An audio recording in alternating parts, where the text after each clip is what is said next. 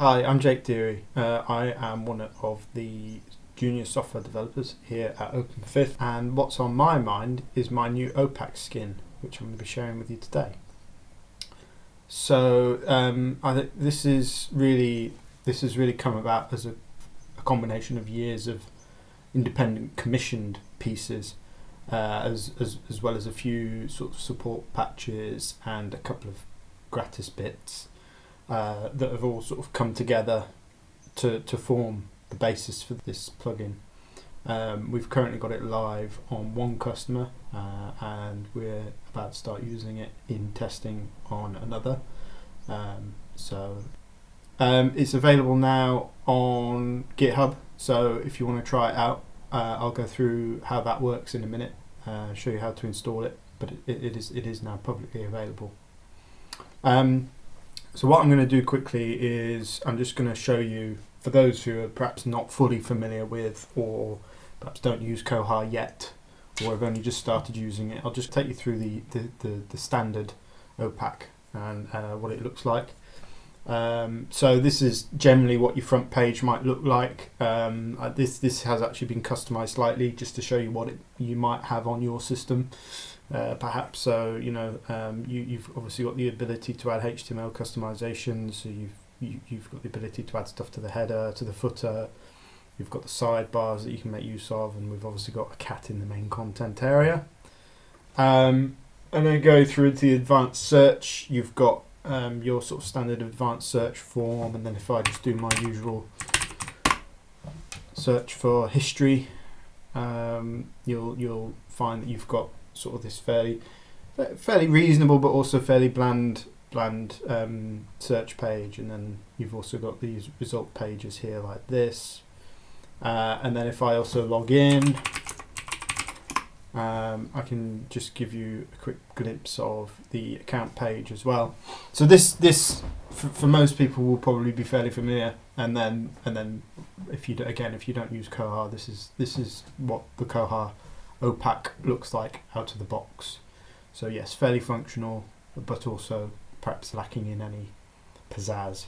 So what I'll do now is I'll just show you how to download the plugin, how to install it. I know that we've covered this in other rooms in the past, but I'll just do a very quick run through now just so you know what you're doing.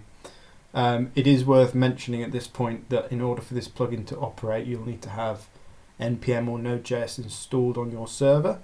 So if you're not a customer of OpenFifth, then you'll have to either manage this with your support company or do it yourself. If you are a customer of ours, then just drop us a support ticket and we can get that installed for you so that you can use the plugin.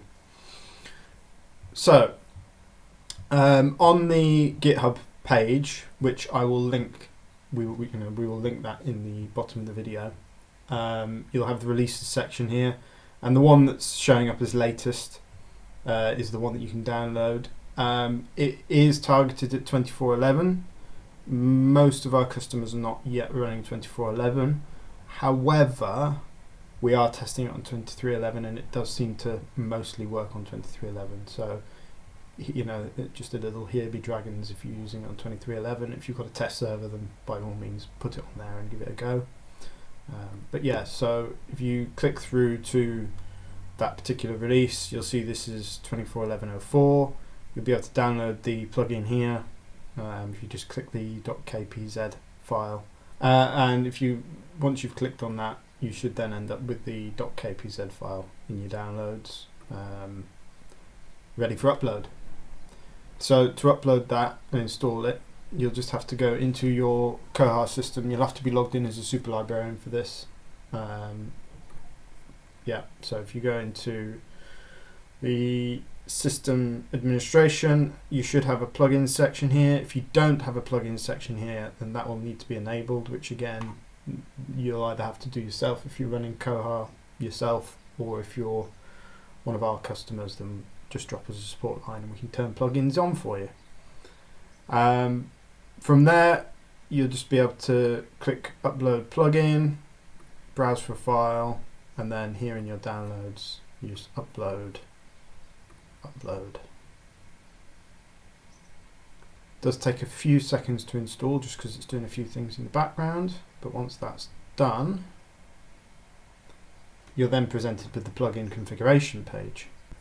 So once the plugin's uploaded and installed, if you're happy just to accept the new style, then this is what it looks like. And in theory, you don't need to do anything. If you want to just leave it the way it is, that's absolutely fine by us. So I'll just take you through the same pages that we looked at before. So obviously this is the main page. Now I've not changed any of the HTML customizations or anything like that, so they're all still exactly the same. So this is what you end up with just by installing the plugin. So you've obviously still got the cat on the main page, slightly different cat this time, I'm afraid. You've still got the links along the left hand side here, so the general structure of the page is unchanged. The same again if I go into advanced search, you can see that the general structure that you're familiar with as a Koha user is still the same. And if I just go in and do my search for history, you'll notice that the facets are now accordioned, so they're expandable. And then on the details page, you'll just notice that it's just generally sort of neatened up a bit, really. There's nothing actually groundbreaking or changing from a structure point of view, which is exactly what our customers have asked for. So there's that, and I'll just show you the account page as well. There's a couple of accessibility improvements. So you will have noticed perhaps that when I'm clicking on things, there's more yellow highlighting and more obvious highlighting of buttons and links. So I'm just tabbing through at the moment just to show that. And then if I hover over something that's also tabbed onto, you get this little yellow outline. So it's really been built with accessibility in mind as well. So yeah, there's that. But there's also the styling stuff that you can do as well. So one of the things, if I go back to the staff client, one of the things you can do with the plugin is if you go into configure, you'll see that you've got a couple of these editor fields, 3 in fact. And these editor fields are really here for you to a bit like how you've got OPAC uses CSS at the moment. If you've touched that at all, this allows you to do that, but with a language called SCSS or SAS. And it essentially works in the same way that CSS does. So you could write just pure CSS in here if that's what you're familiar with, and that'll work fine, that'll be great. But you can also write SCSS, and what that allows you to do is it allows you to variabilize things, which in plain English basically means that you can make a very small number of changes that will impact a lot of things. So the example that I prepared earlier is the color palette. So you've got these user hue and user text variables here, which begin with $. Variables always begin with $. So if I, through the power of editing magic, get rid of all these comments and comment out the section below, you can see that what I've essentially done now is changed these color values. User hue 1 through to 5 are now different. So before there were these RGBA values, which is one way of doing color in CSS. Hexadecimal values are another way of doing color. And if I now save and rebuild just by making those 10 lines different, if I refresh here, you'll now see that the color palette has changed completely. And we can take that step further as well. So I'm just looking now and I can see, maybe the colors of the links aren't quite as in keeping with the color palette that we've got. So I can come down here to default link text and I can change the blue to red. Save that.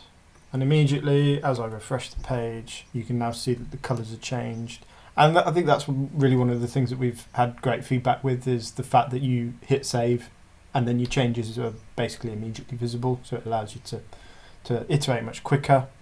And there's plenty of other things we can do as well. So, for example, we've had some of our customers say they perhaps don't like these big lines that are underneath the headers. So that's a stylistic choice, and I can just go in here and I can change the header underline setting to just be none. Save that, and now they'll be gone. So it's just lots of things like this that really gives the power to you to make big changes to the appearance of your OPAC without necessarily really having to know much or any CSS at all. It is also just making a sort of small reference to the other two customizations, which is the customizations.scss, which allows you to write your own SCSS if you feel confident doing that. And the same for the customizations.js, which is just a set of helper functions that you can turn on or off as you see fit, and you'll see that some of them are on, some of them are already off, commented out. So yeah, this is really up to you to make your changes. So just in closing then, this plugin is really aimed at anybody who's got a Koha OPAC, who uses their OPAC regularly, perhaps finds it a little bland or a little difficult to customize. This plugin is just an easy way of rectifying that quickly.